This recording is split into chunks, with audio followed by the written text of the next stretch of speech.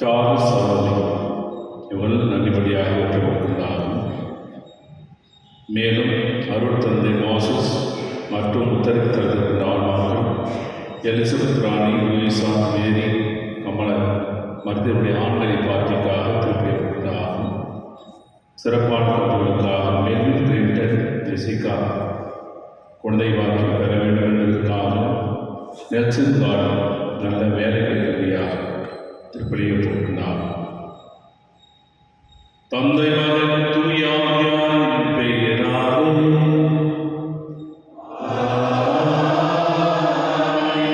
நம் ஆண்டவராகிய இயேசு கிறிஸ்துவின் அருளும் கடவுளும் தூய ஆவியாரின் நட்புறவும் உங்கள் அனைவரோடும் இருப்பதாக.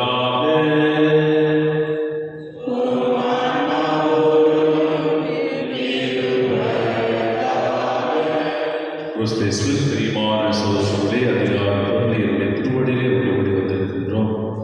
மீண்டுமாய் நாம் இறைவனுக்கு நன்றி கூறுவோம். நம்முடைய ஆலயத்தினுடைய தூய ஆண்டு விழா 132வது ஆண்டின் விழாவை நல்ல முறையில் படித்து தந்த இறைவனுக்கு நன்றியோடு சோதரித்து அவருடைய இதயத்திலிருந்து பெற்ற அனைத்து வரங்களுக்காக, ஆசைகளுக்காக மீண்டுமாய் நன்றி கூறி மீண்டும் அவருடைய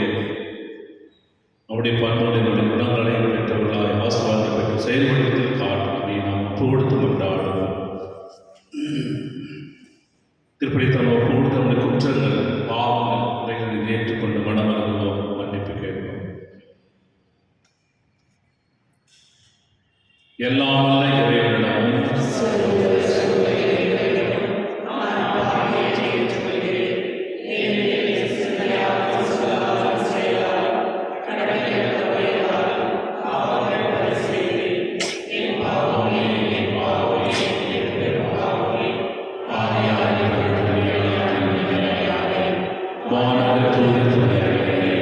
சகோதர சகோதரிகளே,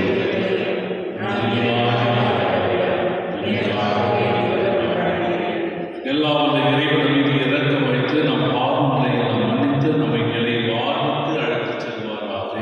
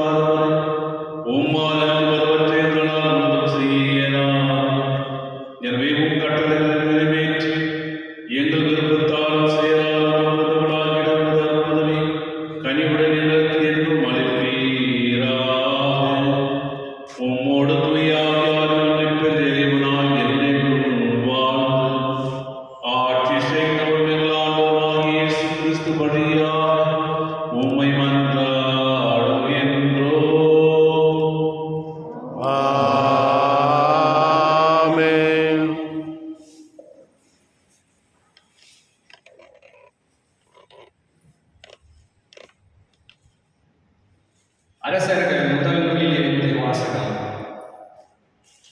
அந்நாட்களில் இஸ்ரேலனாகிய நாபோத்துக்கு இஸ்ரேலில் சமாரிய அரசர் ஆகாபின் அரண்மனை அருகில் ஓர் திராட்சை தோட்டம் இருந்தது. ஆகாபு நாபோத்திடம், உன் திராட்சை தோட்டம் என் அரண்மனை அருகில் இருப்பதால் நான் அதை காய்கறி தோட்டம் ஆக்கும்படி என்னிடம் கொடுத்துவிடு. அதற்கு பதிலாய் அதைவிட நல்ல திராட்சை தோட்டத்தை உனக்கு தருவேன்.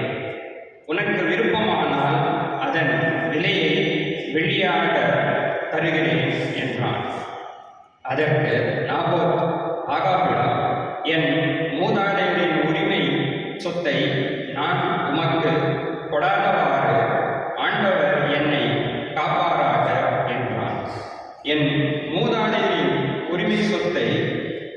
உமக்கு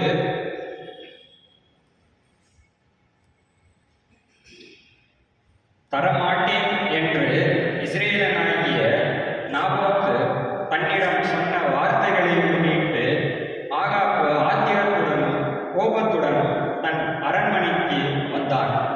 முகத்தை திருப்பிக் கொண்டு தன் கட்டிலில் படுத்து கிடந்தான். உணவருந்த மறுத்துவிட்டான். அப்போது அவனுடைய மனைவி இசபேல் அவனிடம் வந்து, நீர் ஏன் மனம் சோர்ந்திருக்கிறீர், ஏன் உணவருந்தவில்லை என்று அவனை கேட்டாள். அதற்கு அவன் அவளிடம், நான் இஸ்ரவேலனாகிய நாபோத்திடம் பேசினேன். உன் திராட்சை தோட்டத்தை அதற்கான வெள்ளிக்கு எனக்கு கொடுத்துவிடு. உனக்கு விருப்பமானால் அதற்கு பதிலாக வேறு திராட்சை தோட்டத்தை தருவேன் என்றேன். அதற்கு அவன், என் திராட்சை தோட்டத்தை உமக்கு தர மாட்டேன் என்று சொல்லிவிட்டான் என்றான். அப்போது அவன் மனைவி இசபேல் அவனை நோக்கி, இஸ்ரவேலின் அரசனாகிய நீர் இப்படியா நடந்து கொள்வது? எழுந்திருந்து உணவருந்தி மனமகிழ்வாய் இரும். இஸ்ரவேலனாகிய நாபோத்தின் திராட்சை தோட்டத்தை நானே உம்மிடம் ஒப்படைக்கிறேன் என்றாள். எனவே அவள் ஆகாபின் பெயரால் மடல்கள் எழுதி அவற்றில் அவனது முத்திரையை பொழித்து அம்மடல்களை நாபோத்துடன் நகரில் குடியிருந்த பெரியோருக்கும் உயர்குடி மக்களுக்கும் அனுப்பினாள். அம்மடல்களில் அவள், நீங்கள் ஓர் நோன்பு அறிவித்து நாபோத்தை மக்கள் முன்னிலையில் அமர செய்யுங்கள். அவனுக்கு எதிராய் இழி மனிதர் இருவரை ஏவிவிட்டு, நீ கடவுளையும் அரசரையும் பழித்துரைத்தாய் என்று அவன் மீது குற்றம் சாட்ட செய்யுங்கள். பின்னர் அவனை வெளியே கொண்டு போய் கல்லால் எறிந்து கொன்று போடுங்கள் என்று எழுதியிருந்தாள். நாபோத்துடன் அந்நகரில் குடியிருந்த பெரியோரும் உயர்குடி மக்களும் இசபேல் தமக்கு அனுப்பிய மடல்களில் எழுதியிருந்தவாறே செய்தனர். அவர்கள் ஓர் நோன்பு அறிவித்து நாபோத்தை மக்கள் முன்னிலையில் அமர்த்தினர். அப்பொழுது அந்த இழிமனிதர் இருவரும் வந்து நாபோத்துக்கு எதிரே உட்கார்ந்தனர். அந்த இழிமனிதர் மக்களை பார்த்து, நாபோத்து கடவுளையும் அரசரையும் பழித்துரைத்தான் என்று அவன் மீது குற்றம் சாட்டினர். எனவே அவர்கள் அவனை நகருக்கு வெளியே கொண்டு போய் கல்லால் எறிந்து கொன்றனர். பிறகு அவர்கள், நாபோத்து கல்லால் எறிந்து மடிந்தான் என்று இசபேலுக்கு செய்தி அனுப்பினர். நாபோத்து கல்லால் எறிந்து மடிந்ததை இசபேல் கேட்டவுடன் அவள் ஆகாப்பை நோக்கி, நீர் எழுந்து சென்று இஸ்ரவேலனாகிய நாபோத்து உமக்கு விற்க மறுத்த அதே திராட்சை தோட்டத்தை சொந்தமாக்கிக் கொள்ளும். நாபோத்து உயிரோடு இல்லை, அவன் இறந்து போனான் என்றாள். நாபோத்து இறந்து போனதை ஆகாப்பு கேட்டு இஸ்ரவேலனாகிய நாபோத்தின் திராட்சை தோட்டத்தை உடமையாக்கிக் கொள்ள புறப்பட்டு போனான். ஆண்டவரின் அருள்வாக்கு. இறைவாவுக்கு நன்றி. பதிலுரை பாடல் பல்லவி. ஆண்டவரே என் பெருமூச்சை கவனித்தருளும். ஆண்டவரே என் பெருமூச்சை கவனித்தருளும். ஆண்டவரே என் விண்ணப்பத்திற்கு செவிசாய்த்தருளும். என் பெருமூச்சை கவனித்தருளும். என் அரசரே, என் கடவுளே, என் கெஞ்சும் குரலை உற்று கேளும். ஆண்டவரே என் பெருமூச்சை கவனித்தருளும். ஏனெனில் நீர் பொல்லாங்கை பார்த்து மகிழும் இறைவன் இல்லை. உமது முன்னிலையில் தீமைக்கு இடமில்லை. ஆணவம் மிக்கோர் உமது கண்முன் நிற்க மாட்டார். ஆண்டவரே என் பெருமூச்சை கவனித்தருளும். தீங்கிழைக்கும் அனைவரையும் நீர் வெறுக்கின்றீர். பொய் பேசுவோரை நீர் அழித்து விடுவீர். கொலை வெறியோரையும் வஞ்சகரையும் அறுவரை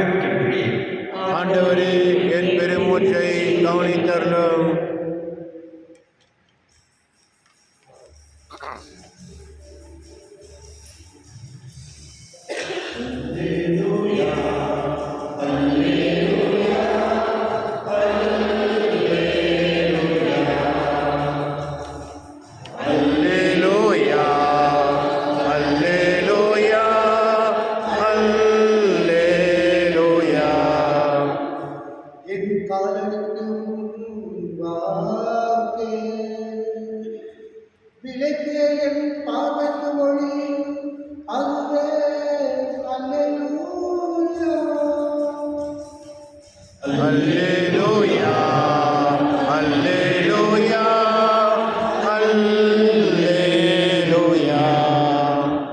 ஆண்டவர் உங்களோடு இருப்பாராக. உம் ஆன்மாவோடும் இருப்பாராக. மத்திய எழுதிய பசுத்த நற்செய்தியிலிருந்து வாசகம்.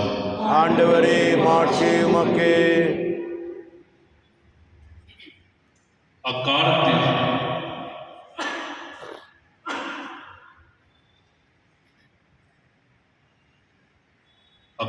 இயேசு தம் சீடரை நோக்கி கூறியது, கண்ணுக்கு கண் பல்லுக்கு பல் என்று கூறப்பட்டிருப்பதை கேள்விப்பட்டிருக்கிறீர்கள். ஆனால் நான் உங்களுக்கு சொல்கிறேன், தீமை செய்வோரை எதிர்க்க வேண்டாம். மாறாக உங்கள் வலக்கண்ணத்தில் அறிபவருக்கு மறுக்கண்ணத்தையும் திருப்பி காட்டுங்கள்.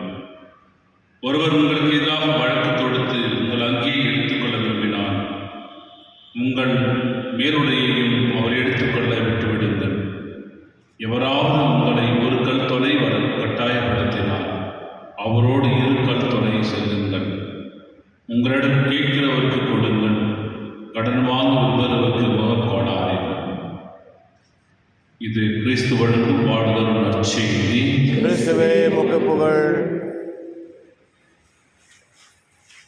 கிறிஸ்தேசுவில் பிரியமான சகோதர சகோதரர்களே, ஆண்டவராக இயேசு கிறிஸ்து பழைய சட்டங்களை திரும்பி பார்க்கின்ற பொழுது மனிதனுடைய வாழ்க்கையிலே இன்று நடைபெற முடியுமா என்பதை செயல்முறைகளை காட்ட முடியுமா என்பதை சிந்தித்து தீங்கு செய்பவரை எதிர்க்க வேண்டாம் என்று நமக்கு கட்டளையிடுகிறார். நமக்கு யாராவது ஒருத்தர் தீங்கு செய்தால் அதற்கு மறுபடியும் அதே தீங்கு செய்தால் நமக்கு உள்ளத்திலே மகிழ்ச்சி வராது, சந்தோஷம் வராது. பழிக்கு பழி வாங்க வேண்டும். பழைய ஏற்பாட்டில் கூட கண்ணுக்கு கண் பல்லுக்கு பல் என்ற மொய்சு சட்டத்திலே இருந்தது. அப்படி என்றால் அதே சட்டம் இன்றைய நடைமுறைப்படுத்தினால் எல்லாரும் குருடராக மாறும், பொக்கையாக தான் இருக்க முடியும். ஆனால் ஆண்டவராக இயேசு கிறிஸ்து அதை மாற்றி இந்த சட்டத்தை தீமையிலிருந்து நன்மை செய்ய அழைக்கிறார். மற்றவர்கள் நமக்கு எதிராக தீமை செய்கிற பொழுது நாம் அதை ஏற்றுக்கொண்டு பொறுமையோடு பொறுத்து கொண்டு அவர்களுக்கு நன்மை செய்ய வேண்டும் என்று அறிவுறுத்துகிறார். இது சாத்தியமான காரியமாக கிடையாது. பழி உணர்வு, கோபமும் மற்றும் வெறுப்பு தன்மையும் நிறைவாக இருக்கிற பொழுது, நமக்கு எதிராக ஒருவர் குற்றம் செய்கிற பொழுது, தவறுகள் செய்கிற பொழுது, நம்மை தூற்றுகின்ற பொழுது நம்மால் பொறுத்து கொள்ள முடியாது. அதுதான் இன்றைய வழக்கத்தில் நம்முடைய எண்ணங்களும் நம்முடைய செயல்பாடுகளும். ஆனால் ஆண்டவர் இயேசுவார் இன்றைய நற்செய்தி வாசகத்தில் ஒரு கண்ணத்தில் அறைபவருக்கு மறு கண்ணத்தையும் காணும். மற்ற செய்தியை பார்க்கின்ற பொழுது, நற்செய்தி பார்க்கும்போது உடைய வலது கண்ணத்தில் அறிந்தால் இடது கண்ணத்தையும் காட்டு என்று சொல்லப்படுகிறது. இப்பொழுது எதிரில் இருப்பவர்கள் நாம் அவருடைய கண்ணத்தில் அறைகின்ற பொழுது இடது கண்ணத்தை தான் அறையும். நாம் அறைவது நம்முடைய வலக்கையால் அறைகின்ற பொழுது அவருக்கு இடது கண். ஆனால் ஆண்டவரே சொல்ல வலது கண்ணையும் வலது கணத்தில். அப்பொழுது வலது கணத்தில் எப்படி அறைய முடியும்? இந்த சைடு அறையும். இப்படி அறைகின்ற பொழுது அவனுக்கு அவமானம் ஏற்படும், அறைவர்களுக்கு அவமானம் ஏற்படுகிறது. எனவே அடுத்த கண்ணதை அறைவதற்கு முன்பாக யோசிப்பார், இதை விட்டு விடுவோம் என்று யோசிப்பார். அதை பொறுத்து கொள்கிற தன்மை, ஏற்றுக்கொள் தன்மை வருகிறது. இரண்டாவதாக, மேலாடை யாராவது கேட்டால் உள்ளாடை கொடுத்து விடு. அப்படி என்றால் அவன் நிர்மாணமாக இருக்க வேண்டிய ஒரு கட்டாயம், அவனுக்கு அவமதிப்பு ஏற்படும். அதனால் உள்ளாடை கொடுக்கின்ற அளவுக்கு அவன் அவமானப்பட்டு போவான். மூன்றாவதாக, ஒரு கல் தொலை 1 மைல் தூரம் என்னோட வரக்கு விட்டால் 2 மைல் தூரம் போய் என்று சொல்கிற பொழுது அன்றைய காலகட்டத்திலே ரோமை அதிகாரிகள் செய்வார். வழியோரம் இருப்பவர்களை அவர்கள் சுமையை அவர்கள் வைத்து தூக்கி செல்வார்கள். அப்படி செல்கின்ற 1 மைல் தூரம் செல்கின்ற பொழுது அவர்கள் 2 மைல் தூரம் அவர்களை விட்டுவிட்டு வருவார். இது அவர்களுக்கு ஒரு வேலாக ஏற்படும். எனவே ஆண்டவர் இயேசு சொல்வதெல்லாம் நீங்கள் ஒரு படி மேலே இறக்கி கொண்டவர்களாக, அதை ஏற்றுக்கொள்பவர்களாக, தீமை செய்பவர்களை ஏற்றுக்கொள்பவராக மாற்ற வேண்டும் என்று ஆசைக்கின்றார். எனவே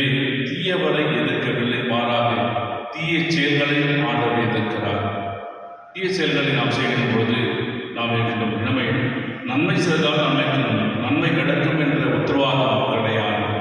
ஒருவருக்கு நாம் உதவி செய்கின்ற பொழுது மீண்டும் அவர் உதவி செய்வதை எதிர்பார்ப்பது கிடையாது. ஏனால் உதவி பெற்றுவிட்டு மறந்து போகின்ற ஜனங்கள் இருக்கின்றார்கள். உதவியை நாம் நன்மை செய்தால் நன்மையை பெற்றுவிட்டு நம்மை கண்டுகூட அறியாமல் போகின்ற மக்களாக இருக்கின்றார்கள். ஆனால் அதே அந்த பழைய பார்க்கின்ற ஆவே கடவுளுக்கு எதிராக கடவுள் முன்பாக நன்மை செய்தார். ஆனால் காயின் ஆபேலை கொண்டு விட்டார். ஆபேல் கொண்டு போது அந்த கோபமும் வன்மையும் இந்த நன்மை கோபம் வன்மை நிறைந்த இந்த காயினுடைய மத்தியில் தான் நாம் வாழலாம். அப்படி என்றால் முதல் வாசகத்திலே பார்க்கின்றோம். இஸ்ரேல் சமாரிய அரசர் ஆகாப் அரசனாக இருக்கின்றவன் ஒரு சாதாரண ஒரு ஏழை நாபோத்தினுடைய திராட்சை தோட்டத்திற்கு ஆசைப்படுகிறான். மதில் சோறு பக்கத்தில் இருக்கின்ற ஒரு தோட்டம், திராட்சை தோட்டம். அதை அபகரிக்க பேராசைப்படுகின்ற பொழுது என்னுடைய மூதாதையருடைய பரம்பரையாக வந்த அந்த சொத்தை நான் கொடுக்க மாட்டேன் என்று சொல்கின்ற பொழுது உடனே இவன் வருத்தத்தில் இருக்கின்றான். இந்த அரசன் வருத்தத்தில் இருக்கும் பொழுது மனைவியான தூண்டுகின்றான். மனைவியுடைய சூழ்ச்சியில் அந்த அவனை கல்லாலிருந்து கொன்று அந்த இடத்தை முழுவதும் ஆகாவிடம் கொடுக்கின்றான். ஆகாப் அந்த தேடி போகின்றான். திராட்சை தேடும் பொழுதுதான் ஆண்டவராகிய கடவுள் இறைவாய்க்கும்படியாக அவருக்கு தண்டனை கொடுக்கிறார். நீ எந்த இடத்தில் நாபோத்தின் கல்லெறிந்து கொன்றாயோ அதே இடத்திலே உன்னுடைய ரத்தத்தை நாய் நக்கும் என்று ஒரு தண்டனை கொடுக்கின்றார். அதே போல இசைவல் அவருடைய சூழ்ச்சியின் காரணமாகத்தான் நாபோத்தின் கொண்டதை கொடுத்து அவருடைய உடலையும் நாய் தின்னும் என்று ஆண்டவராகிய கடவுள் எளிய வழியாக தண்டனை கொடுக்கின்ற பொழுது தன்னுடைய உடையெல்லாம் கிழித்துக் கொண்டு 1 அரசராக 21ஆம் அதிகாரம் முழுவதுமாக படிக்கின்ற பொழுது நாம் இதை கற்றுக்கொள்ளலாம். அப்போ என்ன செய்கின்றார்? உடையால் கிழித்துக் கொண்டு ஆண்டோட மன்னிப்பு கேட்கின்ற பொழுது ஆண்டவராகிய கடவுள் அவனுடைய தவறை மன்னித்து விட்டாலும் அவருடைய பரம்பரை வழியாக பிள்ளைகள் வழியாக தண்டனை தீர்ப்பேன் என்று சொல்லுகின்றார். பிரியமானவர்களே, நாம் செய்கின்ற தவறுகள், நம்முடைய பெற்றோர் செய்யும் தவறுகள் நமக்கு இறைவன் தண்டனை கொடுப்பது இல்லை என்றாலும் நம்முடைய பிள்ளைகள் அந்த தண்டனை பெறுவார் என்ற தன்மையினை பார்க்கின்றோம். எனவே அவருடைய தவறுகள் கடவுளை செய்தால் இயேசு தீயவர்களை மன்னிக்க சொல்கிறார். நமக்கு எதிராக செய்தவர்களை மன்னிக்கின்ற பொழுது அப்பொழுது பேதுரு கேட்பார், ஆண்டவரே, எனக்கு எதிராக என் சகோதரன் தவறு செய்கின்ற பொழுது நான் எத்தனை முறை மன்னிக்க வேண்டும்? 7 முறையா என்று கேட்கும்போது ஆண்டவராக இயேசு சொல்கிறார், 7 தடவை அல்ல, 77 தடவை. அப்படி என்றால் கணக்கில் அடங்காத முறையிலே உடைய சகோதரனை மன்னிக்க வேண்டும் என்று ஆண்டவர் இயேசு அறிவுறுத்துகிறார். மன்னிக்கின்ற தன்மை ஆண்டவர்களுக்கு ஏற்றுக்கொள்ள முடியாத தன்மை, பிறருடைய குற்றத்தை ஏற்றுக்கொள்ள முடியாத தன்மையில் இருக்கிற பொழுது நான் எப்படி அவரை மன்னிக்க முடியும்? எனக்கு அந்த தன்மை வரவில்லை, மனசு இல்லை என்று சொல்கின்ற பொழுது அதற்குண்டான ஆற்றலையும் அதற்குண்டான செயல்படையும் ஆண்டவராக இயேசு கிறிஸ்து தூய ஆவி வழியாய் ஒவ்வொருவருக்கும் கொடுக்கின்றார். யார் மனமோ வந்து உன்னுடைய சகோதரனை தவறு செய்தவர்களை மன்னிக்கின்றீர்களோ அவர்கள் மன்னிப்பு பெறுவார். இப்படி என்றால் ஆண்டவராகிய கடவுள் நீ நினைக்கின்ற பொழுதே தூய ஆவி வழியாய் உடைய உள்ளத்தில் இறங்கி உடைய சகோதரனை ஏற்றுக்கொள்ள அளவுக்கு மன்னிக்கின்றார். ஆனால் அந்த மன்னிப்பை ஏற்றுக்கொள்கின்றானா என்பது நம் கவலை இல்லை. மாறாக நாம் பிறரை மன்னித்து வாழும், அன்பு செய்து வாழும் இறைவன் வழியாக நமக்கு அறிவுறுத்துகிறார். எனவே நமக்கு தீர்வு செய்தவர்களை வழிக்கு பழி வாங்கலாம், அவருக்கு எண்ணம் நோடாமல் பொறுமையோடும் அன்போடும் மன்னிப்பு கொடுத்து வாழும் பொழுது இறைவனின் ஆசை நம்மில் நிலையாக இருக்கும் என்பதை இறைச்சி வாசமாக இறைவன் அறிவினாகவே அந்த மன்னிக்கின்ற தன்மையை இறைவன் நமக்கு கொடுக்க இறையர்களை வேண்டும் என்றாடுவோம். ஆமென்.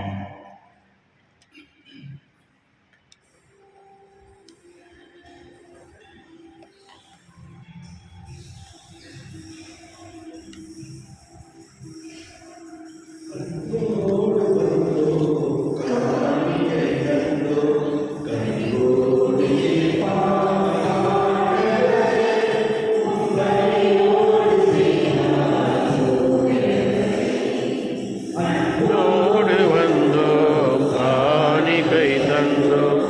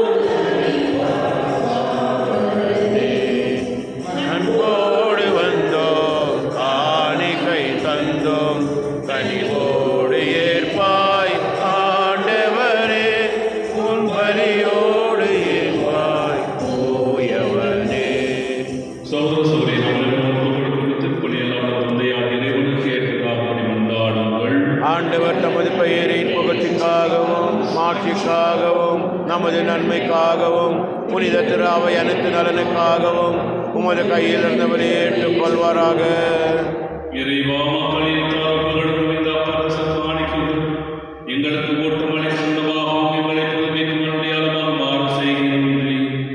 அதனால் இவற்றின் அருளுதவி எங்கள் உடலுக்கும் மனதுக்கும் என்றும் குறைவிடாமல் கிடைக்க அருள்வீராக. எங்கள் ஆண்டவராக இயேசு கிறிஸ்து வழியாக உம்மை மன்றாடுகின்றோம். ஆமென். ஆண்டவர் உங்களோடு இருப்பாராக. உம் ஆன்மாவோடும் இருப்பாராக. எங்களை மேலே எழுப்புங்கள். ஆண்டவரிடம் எழுப்பியுள்ளோம். இறைவனாகிய ஆண்டவருக்கு நன்றி கூறுவோம். அது தகுதியும் நீதியும் மானதே. ஆண்டவரே, தூயவரான தந்தை என்னும் எல்லாம் வல்ல இறைவா, என்னால் உம்மை விடுத்ததனால் நமக்கு நன்றி செலுத்துவது மெய்யாகவே தகுதியும் நீதியுமாகும். எங்கள் கடமை மீட்புக்குரிய செயலுமாகும். ஏனெனில் எங்கள் புகழறை நமக்கு தேவை என்று ஆயினும் நாம் நமக்கு நன்றி செலுத்துவது முதல் உடையாதே. நான் உம்மை பொறுப்பளிப்பது உங்கள் மாற்றி நீங்கள் உறுதிப்படுத்தாதே. எங்கள் ஆண்டவராகிய கிறிஸ்து வழியாக நாங்கள் மீட்படைய பயன்படுகிறது. ஆகவே வானகத்தோடு ஒன்று சேர்ந்து நாம் உம்மை பொழுதேற்றி மகிழ்ச்சியுடன் அறிக்கையிட்டு சொல்வதாவது: தூயவர் தூயவர் தூயவர் வான்படைகளின் கடவுளாம் ஆண்டவர். விண்ணகமும் மண்ணகமும் உமது மாட்சியால் நிறைந்துள்ளன. உன்னதங்களிலே ஓசானா. ஆண்டவர் பெயரால் வருகின்றவர் ஆசீர் பெற்றவர். உன்னதங்களிலே ஓசானா. ஆண்டவரே, மெய்யாகவே தூயவர், உம்மை அனைத்திற்கும் ஊற்று. ஆகவே உம்முடைய ஆவியை பொருந்தி காரியங்களை தூய்மைப்படுத்த உம்மை வேண்டுகின்றோம். இவ்வாறு எங்கள் ஆண்டவர் இயேசு கிறிஸ்துவின் உடலும் இரத்தமுமாக எங்களுக்கு இவை மாறுபடவாகும். அவர் பாடுபட மனித தம்மை கையளித்த போது அப்பத்தை எடுத்து நன்றி செலுத்தி அதை பிட்டு தம் சீடர்களுக்கு அளித்து கூறியதாகும்: அனைவரும் இதிலிருந்து பெற்று உண்ணுங்கள், ஏனெனில் இது உங்களுக்காக கையளிக்கப்படும் என் உடல்.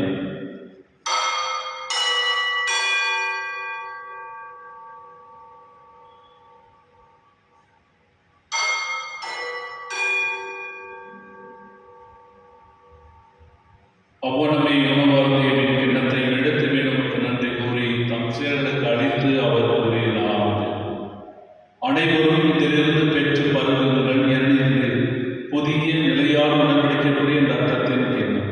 இது பாவ மன்னிப்புக்கென்று உங்களுக்காகவும் பலருக்காகவும் சிந்தப்படும். இதை என் நினைவாக செய்யுங்கள்.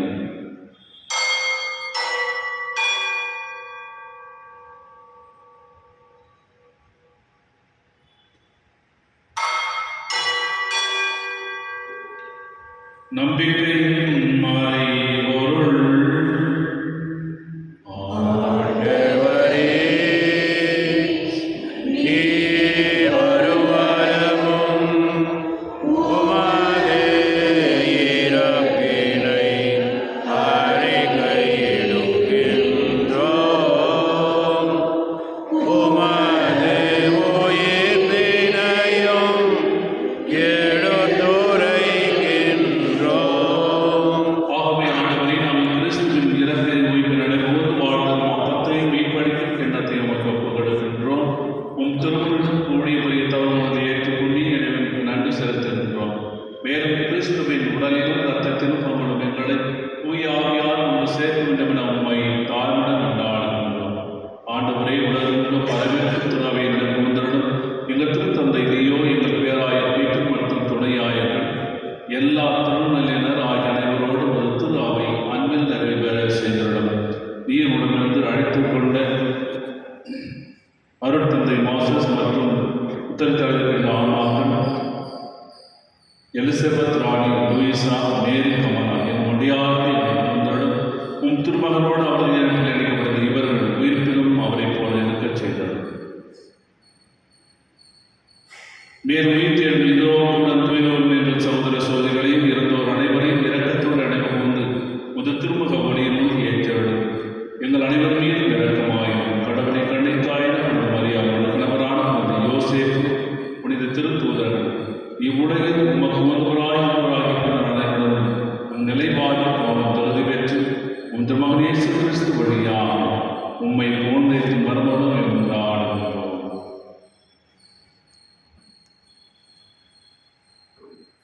இவர் வழியாக இவரோடு இவர் எல்லாம் வல்ல இறைவனாகிய தந்தையே, தூய ஆவியானவர் எல்லா புகழும் மாட்சியும் என்றென்றும் உமக்கு உரியதே. ஆமென். ஆமென். ஆமென்.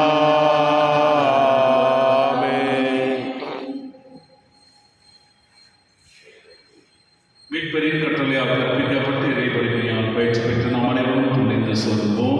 விண்ணுள்ள எங்கள் தந்தையே, உமது பெயர் தூயதென போற்று வருக, உமது ஆட்சி வருக, உமது திருவுளம் விண்ணுலகில் நிறைவேறுவது போல மண்ணுலகிலும் நிறைவேறுக. எங்கள் அன்றாட உணவை இன்று எங்களுக்கு தாரும். எங்களுக்கு எதிராக குற்றம் செய்வோரை நாங்கள் மன்னிப்பது போல எங்கள் குற்றங்களை மன்னியும். எங்களை சோதனைக்கு உட்படுத்தாதேயும், தீமையிலிருந்து எங்களை விடுவித்தள்ளும். ஆண்டவரே, தீமையான தலைவர்கள் எங்களை விடுவித்து எங்கள் வாழ்நாளில் அமைதியை கனிவுடன் நம்மை கொண்டாடுகின்றோம். புதிய இரக்கத்தில் உதவியாக நாங்கள் பாவத்திலிருந்து விடுதலை பெற்று யாதொரு கலக்கமும் இன்றி நலமாயிருக்குமா நாங்கள் எதிர்நோக்கியிருக்கும் என்பதற்காகவும் என் மீட்பராகிய இயேசு கிறிஸ்துவின் வருகைக்காகவும் காத்திருக்கின்றோம். ஏனெனில் ஆட்சியும் வல்லமையும் ஆட்சியும் என்னென்று உமது. ஆண்டவரே, இயேசு கிறிஸ்துவை அமைதி உங்களுக்கு விட்டுச் செல்கின்றேன். அமைதியை உங்களுக்கு அளிக்க திருத்துவதற்கு முழுந்தீரே எங்கள் பாவங்களை பாராமல் திரு அவை நம்பிக்கையை கண்டு உமது திருவுளத்திற்கு ஏற்பதற்கு அமைதியை ஒற்றுமைப்படுத்துவீராக இன்றென்று வாழ்ந்து ஆட்சி செய்கின்றவர் நீரே. ஆமென். நம்முடைய அமைதி நடைபெறோடும் என்று இருப்பதாக, உம் ஆன்மாவோடும் இருப்பதாக. ஒருவருக்கொருவர் இறைவன் தன் அமைதியை கண்டு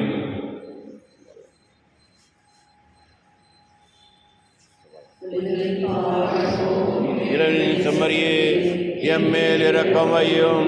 உலகின் பாவம் போக்கும் இறைவனின் செம்மறியே, எம்மேல் இரக்கம் வையும்.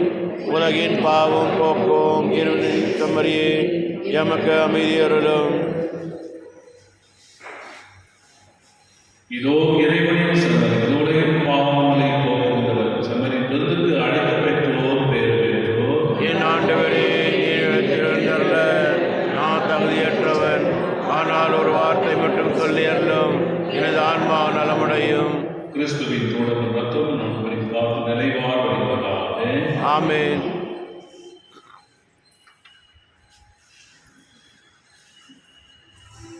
Amen.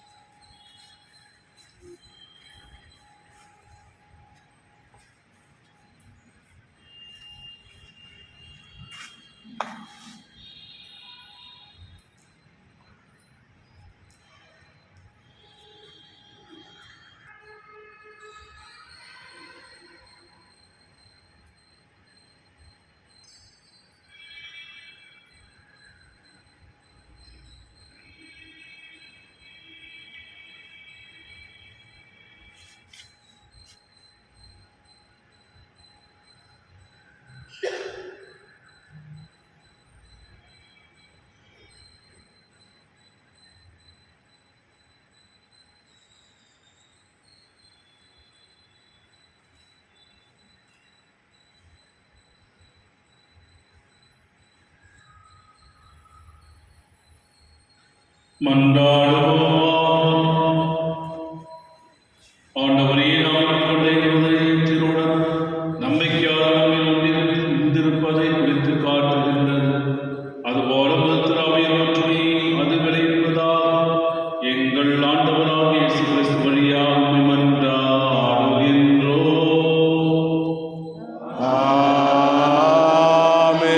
ஆண்டவர்களோடு இருப்பாராக. உம் ஆன்மாவோடும் இருப்பாராக. எல்லாம் வல்ல இறைவன், தந்தை, மகன், தூய ஆவியானவரை ஆசீர்வதிப்பாராக. ஆமென். சென்று வாழுங்கள், திருப்பலி நிறைவேறிற்று. இறைவனுக்கு நன்றி.